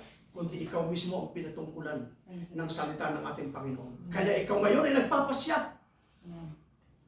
At pinasyahan mo ang tama. It is because this is the conviction of the Holy Spirit of God in you. Amen. Glory. Thank you, Jesus. So the Bible tells us that whatever you do in word or in deed, do all in the name of the Lord Jesus Christ. Yes. Jesus even taught us that repentance and remissions of sins should be preached in His name. Beginning at Jerusalem Yes. or Jerusalem Amen. unto the uttermost part of the world. Father, Son, and Holy Ghost are just three titles. Yet, there is only one name. Amen. It was revealed unto the apostles. Amen. That salvation alone goes in the name of Jesus Christ. Amen. Thank you, Lord. Hallelujah. That is Acts chapter 4 verse 12. Ilagay mo nga Daisy para basahin ko. Father, Son, and the Holy Ghost are just three titles, yet there is only one name. It was revealed unto the apostles that salvation alone goes in the name of Jesus Christ. Ito lamang dapat ang dalhin natin. Kilalanin sa palatayanan natin. Neither is there salvation in any other, for there is none other name under heaven Yes. given among men whereby we must be saved. Saan? Saan pangalan? Sa ngalan ng ating Panginoong Jesucristo. The Bible teaches us that there is no salvation in any other name, Yes. title, or places, only in the name of Jesus Christ. Amen. At nakita natin ang Acts 4:12. Yet He is the rose of Sharon, lily of the valley, Yeah. morning star, Yeah. Alpha and Omega. Amen. He is all these things, yet there is no salvation in any of these titles. Only in the name of Jesus Christ. Amen. Lahat ng mga binanggit, this is just only the titles. God has so many titles. Yes. Our righteousness, that's a title. Yes. Our peace, ever present. Yes. Our Father, our King, Prince of Peace, that's just a title. Son and Holy Ghost, but He has only one human name. And that name is Jesus, by which name every knee shall bow, Yes. Thank and you. every tongue shall confess Amen. that He is King of Kings Hallelujah. and Lord of Lords. Everyone, therefore, that is baptized with the titles of Father, Son, and Holy Ghost is baptized in no name at all. Sila'y nabautisman lamang sa mga titulo, hindi sa pangalan. Did you get me now? Yes. So thank God for the revelation, Sister Fatima. Amen. Hallelujah. that you will accept the real baptism na siyang umiiral mula pa sa panahon noon na ginaganap ng kanyang mga apostol. Amen. Na ginaganap ang bautismo sa ngalan lamang ng ating Panginoong Jesucristo. Amen. Right? Hindi sino man sa atin dito sa congregation na ito nagudyok sa'yo. But it is the impulse, which is the inner impulse na siyang umuudyok sa'yo ngayon. That is the Holy Spirit of God. It's a great conviction na binigay ng Panginoon sa bawat isa sa atin. And to you also, Sister Uping, thank God for the perfect and a genuine decision na yung ibinigay para sa ating Panginoon. Hallelujah! Upang tanggapin ang tamang bautismo. Ulitin ko, everyone therefore that is baptized with the titles of Father, Son, and Holy Ghost is baptized in no name at all. They are titles like minister, reverend, doctor, whatever more, father, son, daughter, wife. That is just titles. You may say, it does not make a difference. Then try putting your title on your check and not your name and see whether the bank would encash it. Eh baka sabihin ko, kung ako may mga naka-deposit ng bangko, bigyan ko kayo ng checkbook. At sabihin ko dito, lalagay ko, pastor. Ipapangkas nyo yung 100,000. Maaari kayo tuwang-tuwa. Wow, malaki ang pera ito. Kaya tinanggap na ninyo yung pera. Pero pagdating nyo sa bangko, disappointed kayo dahil hindi tatanggapin ang bangko. Marami pong pastor. Pero yung pangalan po, gusto namin hindi title. Right? Yes. Kung kanino pangalan, kinakailangan yung pangalan niya ilagay dito. Yes. Hindi mo pwedeng ilista ang anak. Hindi mo pwedeng ilagay ang tatay. Pare, sabi mo, tatay ko po yan. Kahit ang tatay mo yan, bakit ang nakalagay dito, tatay? Sino ba yung tatay mo? Right? Yes. Kinakailangan nilang makilala kung kaninong pangalan. Yes. Kung gusto ba natin makilala sa langit, kinakailangan alam natin kung sino ang tunay na tatay natin. Yes. Kung kanino tunay na pangalan na sinusunod mo. Did you follow me now? Glory. Glory to Jesus. Sabi niya, check and not your name and see whether the bank would encash it. Say, I sign this check in the name of the husband. That just makes sense as it would be disbelieve God's word when the revelation is laying right here before your eyes. That name is the password to heaven. Kapag sinabing password, ito yung nagbibigay ng hudyat. Right? So kung kanina tignan, ang kahulugan ng salitang password sa Tagalog, ibig sabihin hudyat. Kayo man, kapag kayo ay may mga account, pati sa Facebook account, may mga account kayo sa mga bangko, kinukuhanan kayo ng mga password, di ba? Password. Pero minsan napapalitan yung PIN, right?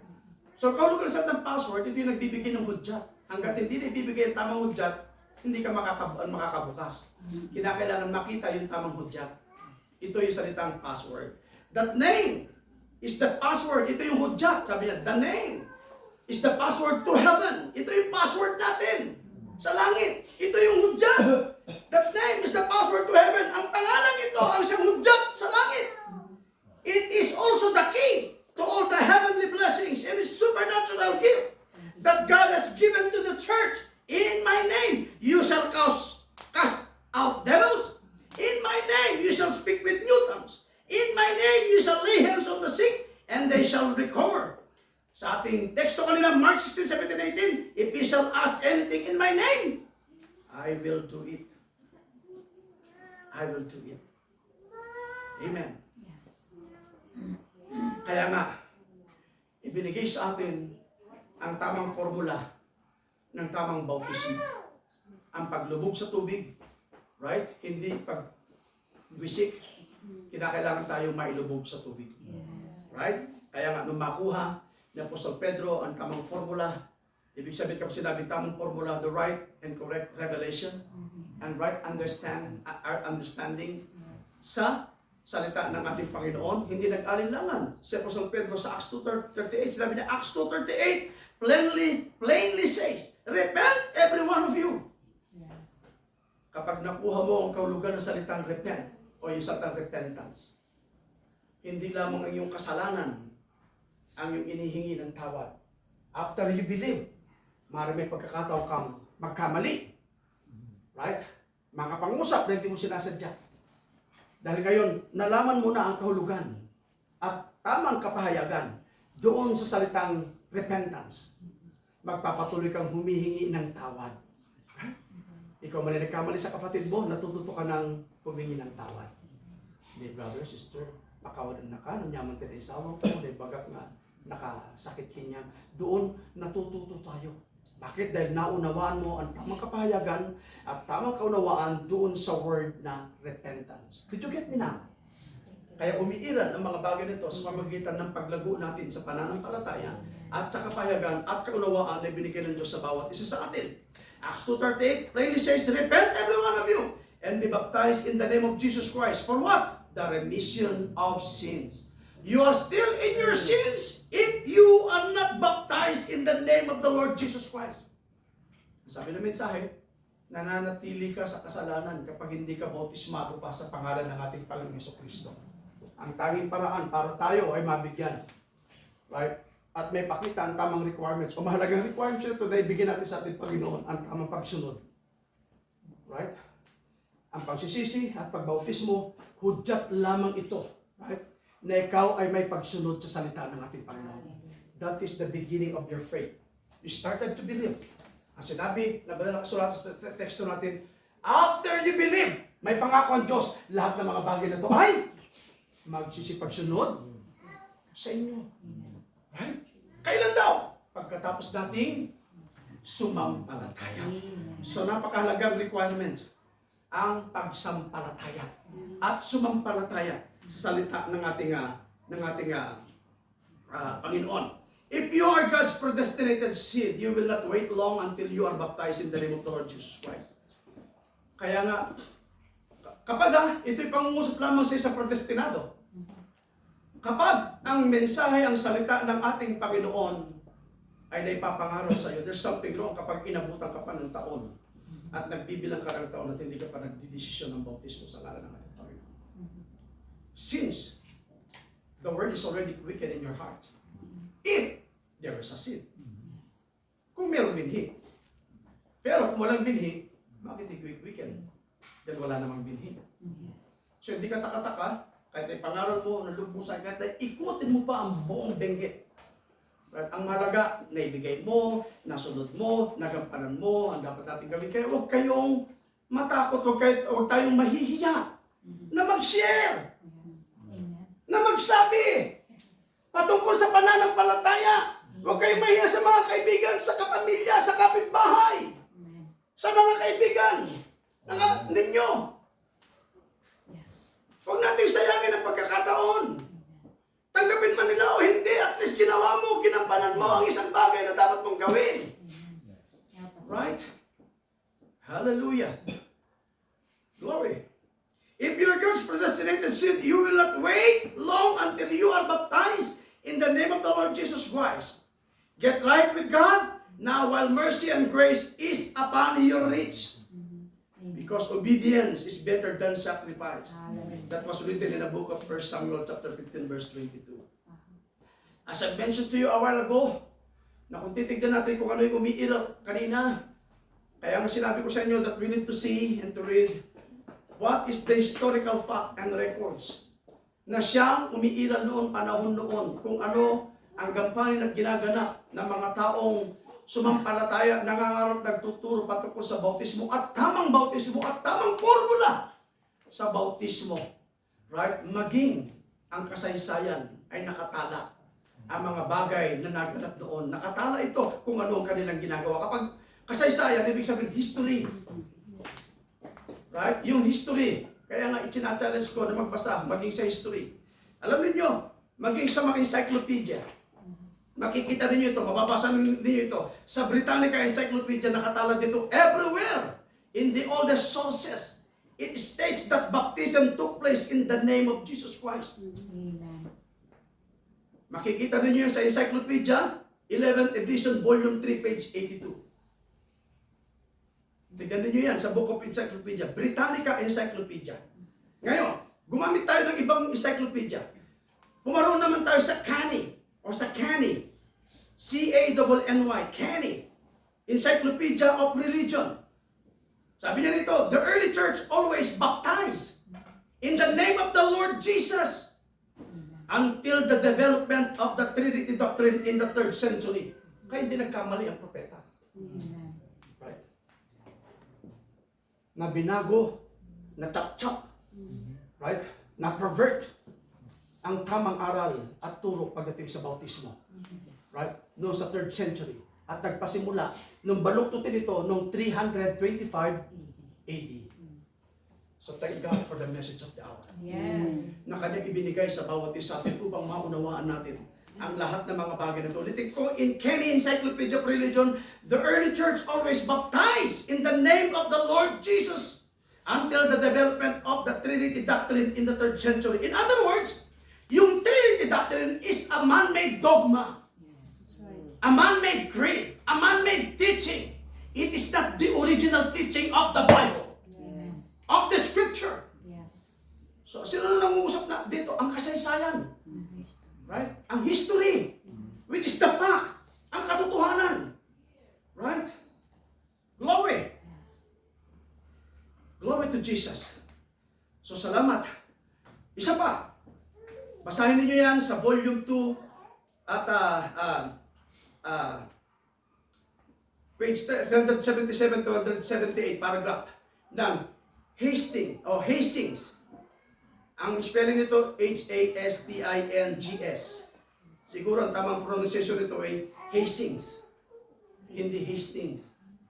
Hastings, kasi pinakinggan ko yung kagabi. Right? Yung tamang pagpapronounce. Hastings Encyclopedia of Religion. Christian baptism was administered using the words, in the name of Jesus. The use of a Trinity formula of any sort was not suggested in the early church history.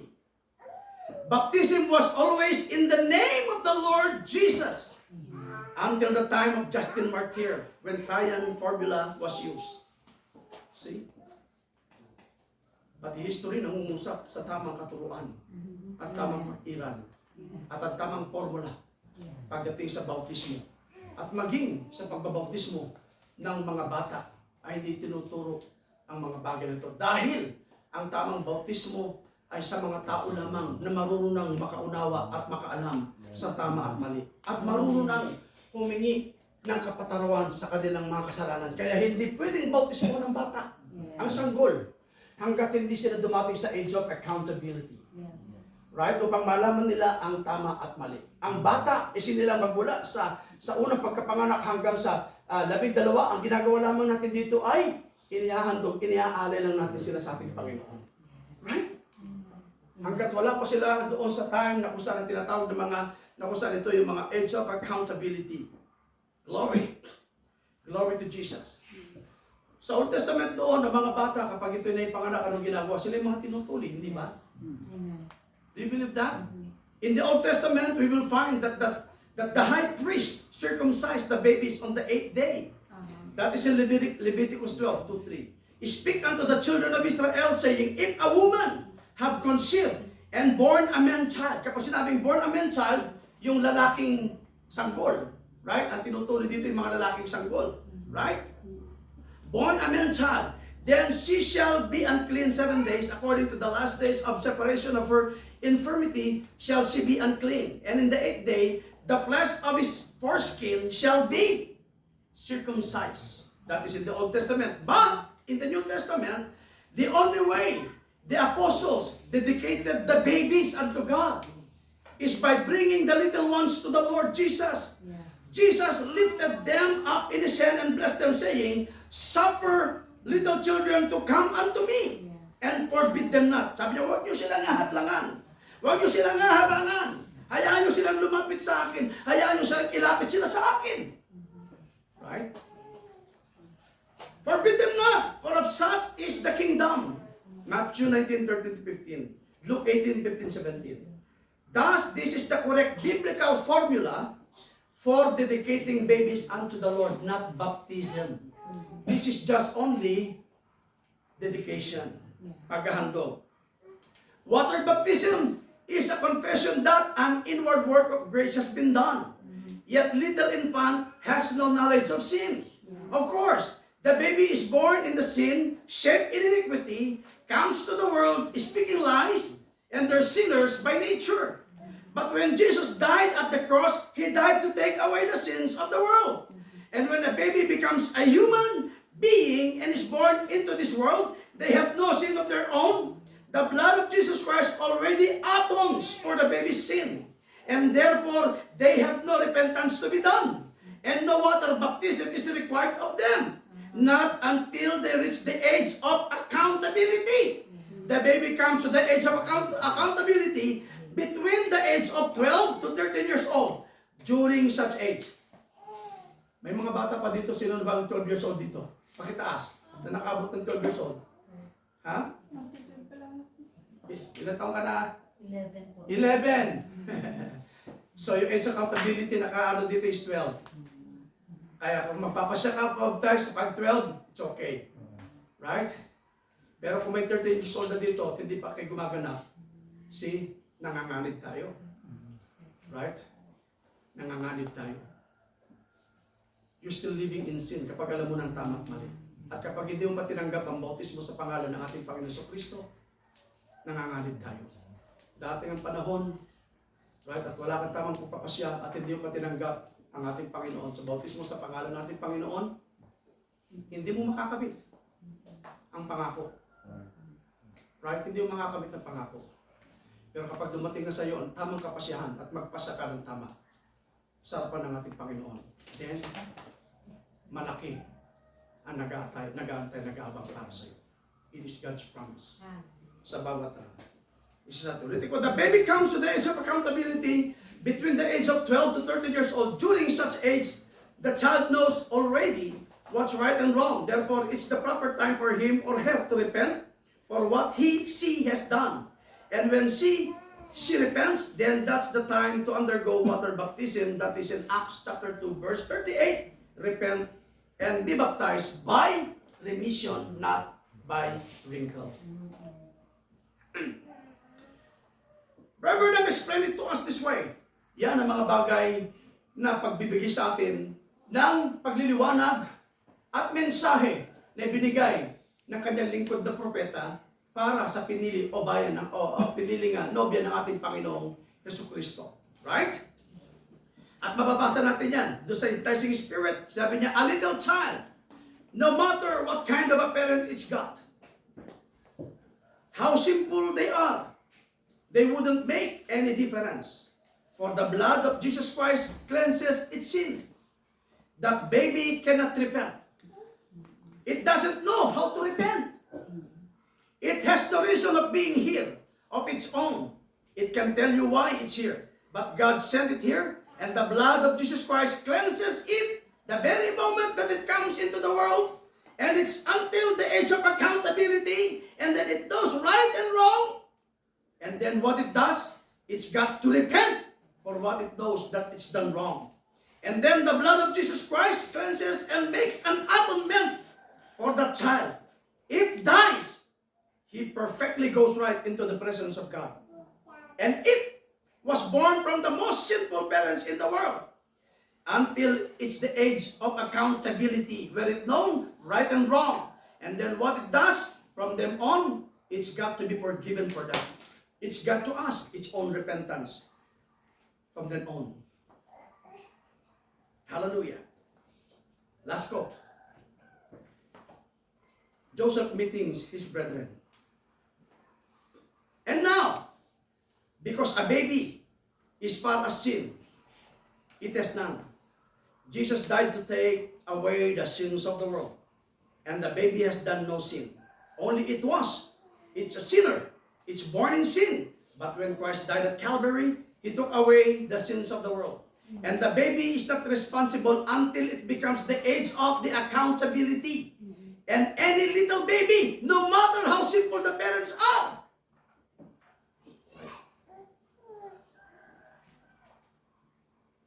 kahit anak ka pa sa labas, the message is very clear.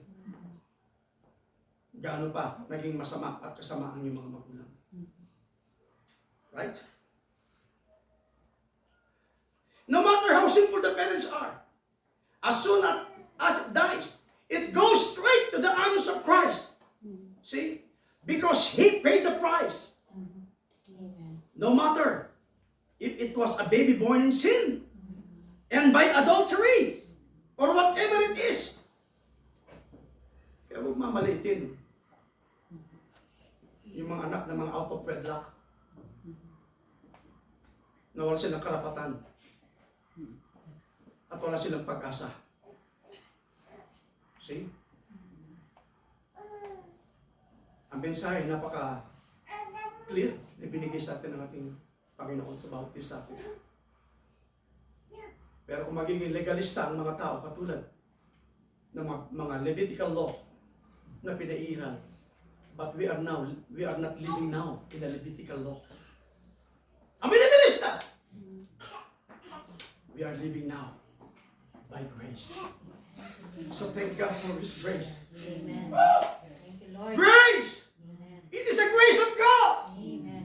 And the grace means is a virtue coming from God. At sa mga virtue na ito na nanggaling sa ating Panginoon doon sa word of grace, nakapaloob ang sabing approval, favor, mercy, pardon, and privilege. Amen. Right? Ito ay nakapaloob doon sa grace. And then, because of His grace, we found favor. Tayo ay napaboran. Glory! Jesus. Amen. Nakasumpong tayo ng awa. Yes. Nakasumpong tayo ng kapatawaran. Nakasumpong tayo ng pribileyo. Right? Amen. At tayo ay nagkaroon ng approval sa nang ayunan tayo ng biyaya ng Diyos. Thank you, Lord. At yan ang binigay sa bawat isa sa atin. Nung ibigay sa atin ang sentro ng kanyang salita, by grace, nakaganap tayo. Nakagawa tayo. Kaya sabi ng message, konti na lamang. No matter if it was a baby born in sin, and by adultery, or whatever it is, makes no difference at all. That baby is safe with Christ. Amen. Because He died to take away the sins of the world. And when it gets old enough, now that it's done personal sin, then it has to repent for what it has done. But it has no personal sin until it's old enough to commit sin to know which is right and wrong. Yes. Amen. Kaya ulitin ko muli, salamat sa biyaya. Amen. Thank you. Mga kapatid ko, natatanggap ng bautismo sa pangalan ng ating Panginoon. It is because of the grace of God. Nakapag-decide kayo. Kung wala ang biyaya ng Diyos, hindi kayo makakapag-desisyon. Hindi kayo makakapagpasya. Diyan kung paano umiiral ang biyaya ng Diyos. Yung mga bagay na hindi nyo masunod because by God's grace, makakasunod tayo. Amen. Hindi yung kaalaman ng mga maraming organisasyon at relihiyon na ang pag-iral ng grace ay tanggapin mo si Jesus Christ ngayon kahit bukas magkasala ka pa, gumawa ka pang kasalan, you're still saved. But once you are under by grace, kapag tinanggap mo ang ating Panginoon, tuturuan ka niyang magbago. Tuturuan kang magiging mabuti. Right? Tuturuan kang humiwalay sa kasalanan. Uutyukan ka, tuturuan ka para lumayo sa gawain hindi tama. So kung ang mga tao, ang mga ministro nagtuturo ng ganon, that is a man-made preach, man-made dogmas. Originally, hindi ito ang katuruan sa Scripture. So thank God, we have a perfect revelation para tayo ay nakakasunod ngayon dahil sa biyaya ng ating Panginoon na umiiral sa bawat isa sa atin. Salamat sa Diyos, nakaabot sa atin ang pribileyo. Amen. Ang pabor na nakapaloob sa biyaya ng ating Panginoon. Right? Tayo ay nasumpungan. Hindi tayo naghanap, kundi siya Yes. ang nagtakda at nagtalaga. Tayo noon bulag.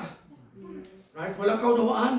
Pero ngayon ay nakakita tayo ng tunay na katotohanan. Right?